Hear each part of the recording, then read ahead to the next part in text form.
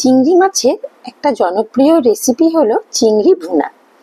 আমিও বানিয়ে নিয়েছিলাম সেদিনকে। প্রথমে চিংড়ি মাছগুলোতে একটু নুন, হলুদ, লঙ্কা গুঁড়ো আর লেবুর রস দিয়ে 10 মিনিট মাখিয়ে রেখেছিলাম। এবার একটা ফ্রাইং প্যানে বেশ কিছুটা সর্ষের তেল দিয়ে চিংড়ি মাছগুলো ভেজে তুলে নিয়েছিলাম।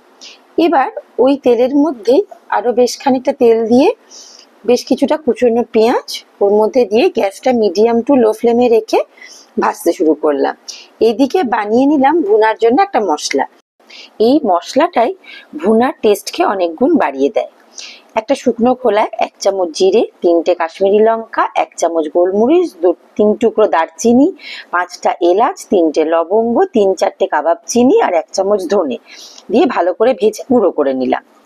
এবার পেঁয়াজটা ভাজা হয়ে যখন একটু নরম হয়ে আসবে তখন ওর মধ্যে 1 চামচ আদা বাটা, 1 চামচ রসুন বাটা আর বেশ কিছুটা কাঁচা লঙ্কা কুচি দিয়ে বেশ কিছুক্ষণ কম আঁচে কষিয়ে নেব। তারপরে দিয়ে দেবো হলুদ আর কাশ্মীরি লঙ্কার গুঁড়ো।